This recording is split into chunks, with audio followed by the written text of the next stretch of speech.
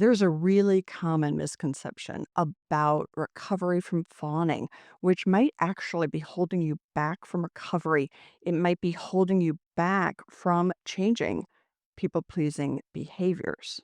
Understanding why this is a misconception will help you see that middle road that might be more productive to navigate and probably won't trigger as much anxiety, so you'll be able to implement it more often. So, the misconception is that if you are not fawning, you will be telling somebody else what you really think or what you really need, what you really want. And many people have an image in their head that if they are actually doing that, telling people what they think, that it will be very aggressive. And the last thing in the world they want to be is aggressive. And that's related to something called a trauma paradigm. So I'm going to walk you through that and I'm going to give you an example of how you could imagine this within a social situation, a work situation, and a family situation. So let's get started. So imagine you're at a social event and you start speaking with somebody who's very enthusiastic about the work they're doing. And initially, you're very engaged in what they're talking about. You're listening intently, but after a little while, you realize, they're only talking about themselves. You realize they're not really all that interested in you. They seem mainly interested in your listening to them. And then they start down a path of talking about something political or maybe semi offensive with views that you really don't agree with. And you find you're still sort of nodding your head, maybe smiling a little bit. In your mind, you're wondering, how do I get out of this? How do I get away from here? But as it goes on, you then realize, wow, I'm fawning. I'm giving this person what they want. And I don't want to be doing this anymore. And as you're listening, you're thinking more and more, this person is a jerk. So your mind flips, most likely, to a sense that to not fawn, you would need to tell them what you think. You would need to tell them they're being a jerk, tell them you don't agree with them at all, speak up, put them down. And that feels really uncomfortable. You have an urge to do it, but you're afraid to do it. And what I want to tell you is you don't have to do it. Speaking your mind and telling somebody else what you think is not necessarily standing up for your boundaries. It might actually be imposing on somebody else's boundaries, though in this situation, we wouldn't worry about that too much, I don't think. But speaking out in a situation like that may not actually be the best choice. And most people who get into a situation like that with someone like I've described, right? Where initially they're engaged, but over time they're like, wow, I really want to get out of this conversation. Most people have a hard time doing that, but most people will do it. So the key is, how do I get out of this? I have to go to the bathroom. Oh, sorry, I see someone across the room I haven't seen in 5 years. I have to go say hello. Now, that might feel rude, but really, when you think about it, the other person is being rude. It's not really rude to need to go check in with someone else, to need to go to the restroom or grab a drink or even circulate more, right? Those are all things people might say, but none of it has to be overly aggressive. And you could go into an event, like if this happens to you a lot, you could go into an event like that with a couple of these phrases in your pocket of like, oh, I'm waiting for my kid to call. They have an important thing. And oh, I hear my phone's buzzing. And you disappear. So let's continue this scenario. Let's say you got out of that conversation, however that happened. But later, let's say you're female, this person was male. He comes over to you and he says, loved talking to you tonight. You were so interesting. And you realize, I was interesting because I was listening to him. I wasn't actually saying anything. And if you've been in this situation, drop a comment because I know I have. So let's say he comes over to you and he asks for your number.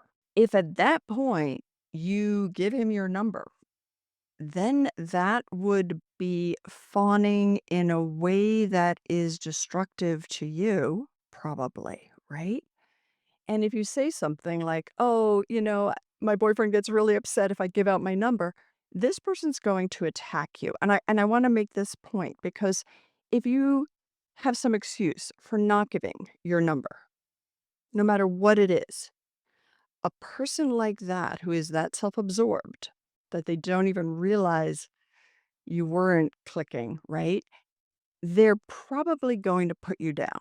So if you say something like, "Oh, my boyfriend gets upset," whatever, because you don't want to hurt his feelings, right? Which would be natural. Then the comment you're going to get back is, "Oh, I didn't think you were someone who would let your boyfriend control you," right? Somebody like that will twist whatever you say to put you down to see if they can get what they want. Now, the reason I'm saying this is that a part of the fawning and people pleasing behavior is that we want others to like us. We want others to think well of us. If we stand up for our needs, we want to convince them that we have a right to do it. We care about their opinion. But I'm using this example because this person's opinion of you does not matter. And it might feel really uncomfortable to be like, "Yeah, I know," and walk away and let them believe that. It's fine. They can believe what they want to believe. So that's the other thing about fawning behavior and recovery is in order to recover from fawning, you don't need to be able to convince the other person that you are right, that you're good, that you're kind, none of it. So it's really about disconnecting from their point of view and feeling that internal confidence that you deserve to protect yourself. You deserve to take care of your own needs. So I know you're probably thinking, okay, well, that's an easy example because that person doesn't matter in my life. What about somebody I would work with? What about a family member? Let's do those. So, as most of you know, I was a psychotherapist for 20 years before I started this channel. So, I had a client who is an extremely good salesperson. She worked for a software company which sold to other corporations, large corporations. And early in her career, she brought a client into her firm, but she had to have a senior person join the team because she was so junior. So, the senior person joined the team. The company did a small amount of business. She got some credit for it, but not all. She maintained that relationship over a number of years. And then finally, when she was more senior, that client came back with a much larger piece of business. And the senior guy who originally was put on the deal wanted to be on it again and wanted to claim credit for it, even though he hadn't been involved for more than 3 years. So she really did not want to allow that to happen, but she found it really hard to speak up for herself, confront him, stand up for her rights, right? And when we were reviewing the possibilities that she had, there was an internal protocol where she could actually go to a management team and advocate for herself and say, "This is why I can lead this deal. This other person hasn't been involved." So she was going to do it, and she did do it. But the main thing holding her back is they won't think I'm nice. This guy won't like me. And the management team, they'll think I'm not nice. And I do think, unfortunately, this is very gendered, but it does happen both ways, not only to women, but women often are taught that it's really important to be nice. And that gets reinforced in all sorts of ways in our society. And it can be hard to go against. But to know that you can do something like that while being nice, not cursing out the other person, not putting them down, not bad mouthing them, simply stating the facts, sticking to the facts, asserting your right, and letting go of other people's opinion. And I know this isn't easy, and I do have a number of videos about not taking things personally, letting go of other people's opinions, and then also recovery from fawning, which really requires deeper work. It requires going to some of those core memories that formed the fawning behavior. Okay, so let's take the hardest example, family member. Can't get away from them. They're in your life. You probably learned, maybe with this person or another similar family member, to fawn very early on. And this is where I'm going to mention the trauma paradigm.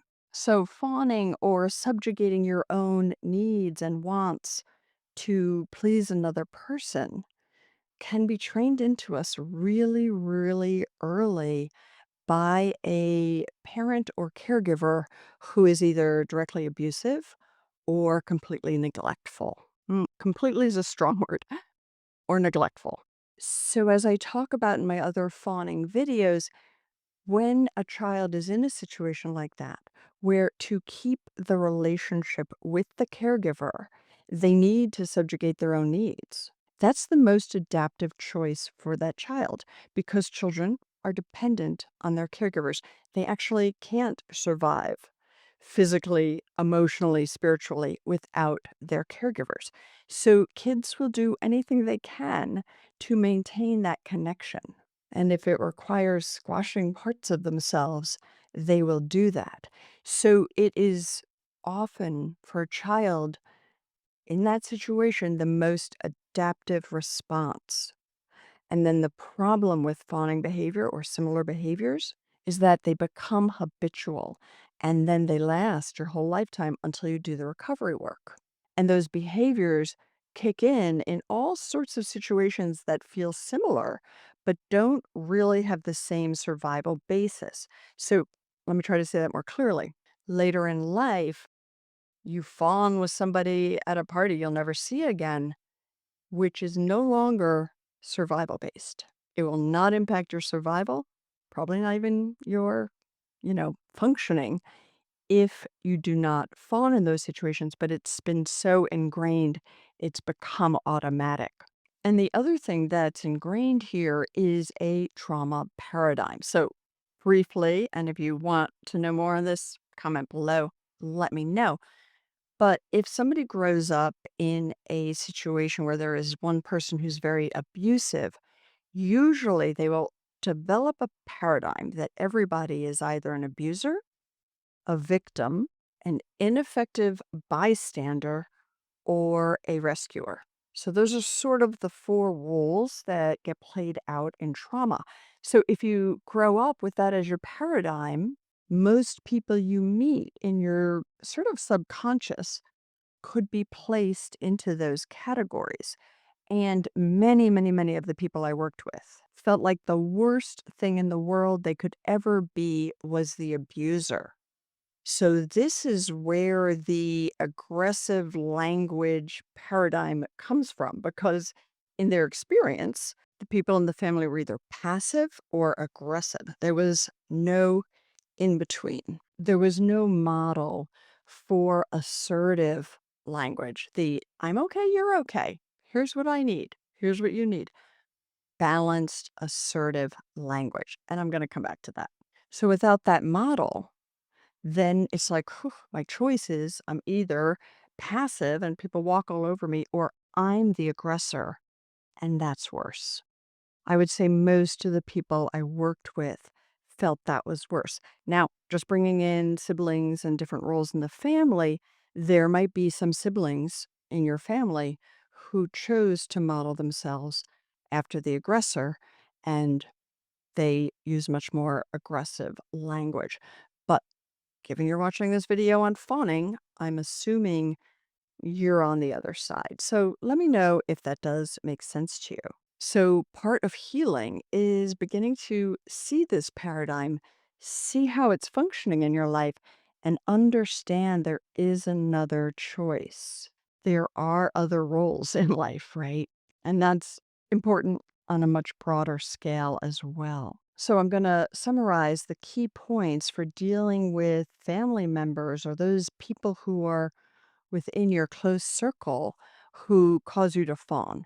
Before I go there, I do want to say that my boundary program, online program, really goes into the assertive language and how to develop that. But the first thing that's needed for developing healthy boundaries or recovering from fawning is emotional regulation. So the program kind of walks you through why dysregulation prevents you from holding to boundaries and from having healthy boundaries. And it ties to something I said very early today in this video, which is that your anxiety, because of the ways that you were conditioned, your anxiety when you go against your habitual patterns that you learned, the habitual patterns of fawning, when you go against those, your anxiety goes through the roof. So without really regulating that anxiety, it will be impossible to implement different behaviors. So, part of boundaries is understanding, understanding what I need to do, but then also knowing how can I actually do this? What is getting in my way? And how do I calm that, change it so I can sort of rewire things, do different behaviors, have different things that I say in a healthy, assertive way, not passive or aggressive, all of which contributes to my self esteem, which then recontributes to healthier boundaries. So I'll link it. I'll link it here. Check it out. I think you might be interested. Okay. So, with this family member, the key things are to disconnect from their opinion. This is really hard. I know it, but it's needed. Disconnect from their opinion. Don't feel you have to convince them of anything.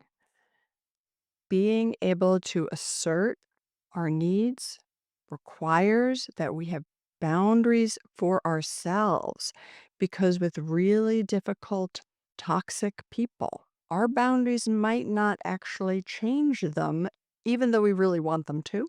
So we have to have the boundaries that we put in place to take care of ourselves despite their behavior. So, recovery does not actually require you to tell this family member or many family members what you truly think, what you think of them, how horrible they are.